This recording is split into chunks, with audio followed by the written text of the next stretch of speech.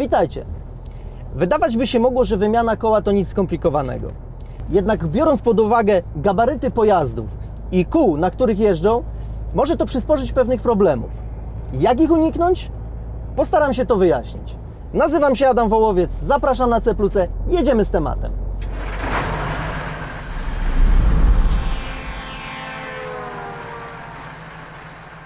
Z tymi oponami to jest sporo do opowiadania. Dużo jest ciekawostek i trików, które chcę Wam pokazać. Dlatego rozłożyłem ten temat na 3 odcinki. Teraz będzie bardziej ogólnie, ale pokażę Wam też, jak krok po kroku zająć się wymianą koła sterującego na ciągniku. W kolejnych odcinkach opowiem Wam, jak wymienić koło na osi napędowej oraz w naczepie. Jeśli widzieliście już ten filmik, a chcecie po prostu jeszcze raz zobaczyć proces wymiany koła sterującego, przeskoczcie do tej minuty. Pierwszy kontakt z oponami powinniście już mieć podczas przygotowywania zestawu przed wyjazdem w trasę. Mamy już o tym szczegółowy filmik. Podczas takiej kontroli warto zwrócić uwagę na stan bieżnika. Głębokość bieżnika w nowej oponie może wynosić nawet do 20 mm. W Polsce dopuszczalna głębokość bieżnika to 1,6 mm. Tutaj w Omedze wewnętrzne przepisy mówią, że wymieniamy oponę, jeśli bieżnik ma do 4 mm. Oczywiście opony od siebie się różnią. Są różni producenci, różne modele. Są opony nastawione na duży przebieg, są też inne nastawione na niskie spalanie. Co powinniśmy mieć, żeby spokojnie wymienić koło? Z rzeczy niezbędnych oczywiście klucz do kół wraz z przedłużką. Najczęściej występuje rozmiar 32, ale zdarzają się ciągniki, które mają nakrętki 33, więc musicie go mieć ze sobą. Sprawny podnośnik dostosowany do wysokości ciągnika i naczepy. Warto sprawdzić od czasu do czasu, czy działa i uzupełnić w nim olej. Deska oraz klocek umożliwiają wsunięcie podnośnika, jeśli mamy zupełnego flaka z przodu. Opona bez powietrza sprawia, że ciągnik jest bardzo nisko. Najechanie na deskę uszkodzonym kołem da nam przestrzeń na podnośnik. Z rzeczy, które ułatwią Wam pracę, dobrze jest zorganizować sobie tego typu klucz przekładniowy. On poradzi sobie z każdą zapieczoną nakrętką. Więcej o działaniu klucza przekładniowego opowiem Wam przy innej okazji. Ze względów bezpieczeństwa warto jest mieć ze sobą kliny pod koła i kamizelkę. Kilka słów o kołach sterujących. Tutaj są możliwie najmocniejsze opony, bo te koła poddawane są największym przeciążeniom, na przykład podczas skręcania. One najbardziej narażone są na różnego rodzaju najechania lub obicia, podczas gdy manewrujemy, więc muszą być mocne. Czemu? Bo jeśli nam wystrzeli opona koła sterującego, to taki wybuch może nam uszkodzić elementy plastikowe, a nawet cały stopień. Zagrożona jest też instalacja elektryczna i pneumatyczna. Ale to w zasadzie mały problem, bo jeśli ta opona nam wystrzeli podczas jazdy, to wtedy tracimy sterowność i rów jest nasz. Rów albo przeciwległy pas ruchu.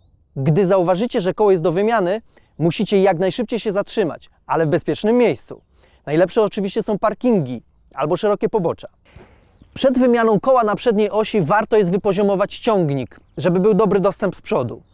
Jeśli mamy totalnego kapcia, musimy zepsutym kołem najechać na wspomniany klocek lub deskę, tak jak to było pokazane wcześniej. Nakrętki luzujemy przed podniesieniem koła. Jeśli są zapieczone, dobrze jest użyć klucza przekładniowego.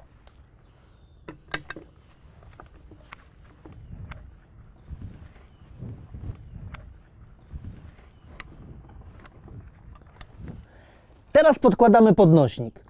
Najbezpieczniej będzie podstawić go w tym miejscu. No i podnosimy.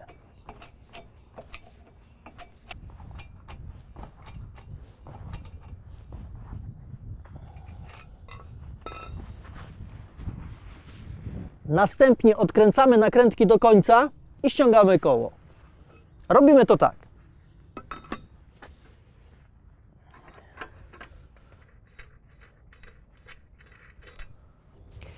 Czasem zdarza się, że po odkręceniu nakrętek felga nie odejdzie od piasty, bo się zapiekła.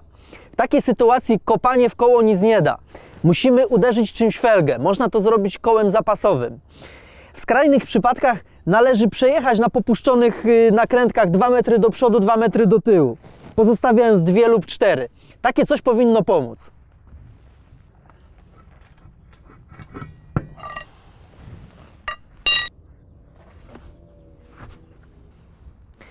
Pamiętajcie, że przed montażem musicie wyczyścić powierzchnie przylegające koła, bo jeśli tam będzie piasek, to on podczas jazdy się wykruszy i powstaną luzy.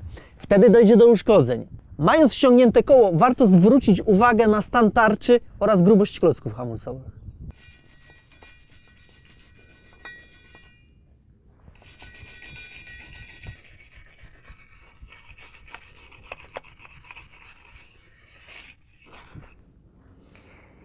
Koło to 100 kg bezładnej wagi. Nie założycie tego od tak sobie.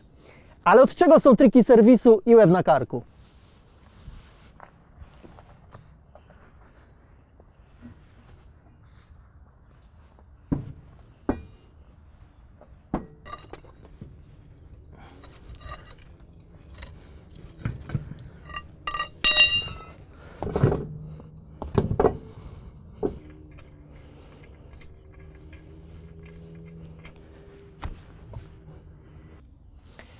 Rurka, którą sobie pomagałem, to po prostu przedłużka do klucza.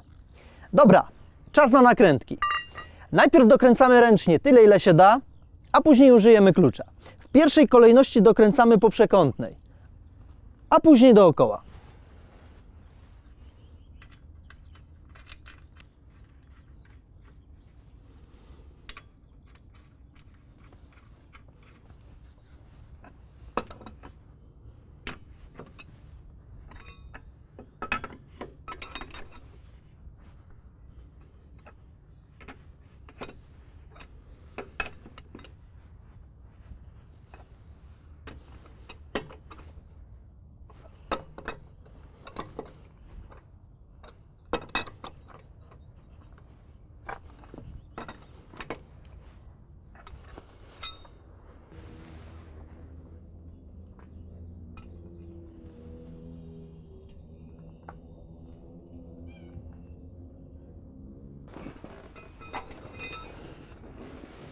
Po opuszczeniu podnośnika trzeba dokładnie dokręcić każdą nakrętkę. I pamiętajcie, nie można robić tego kluczem przekładniowym.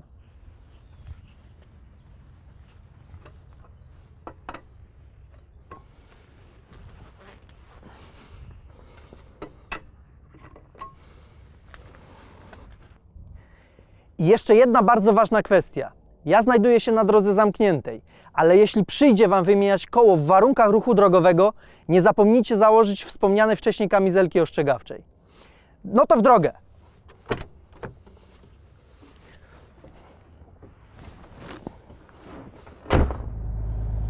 Pamiętajcie, żeby po przejechaniu około 50 km zatrzymać się i dokręcić świeżo wymienione koło.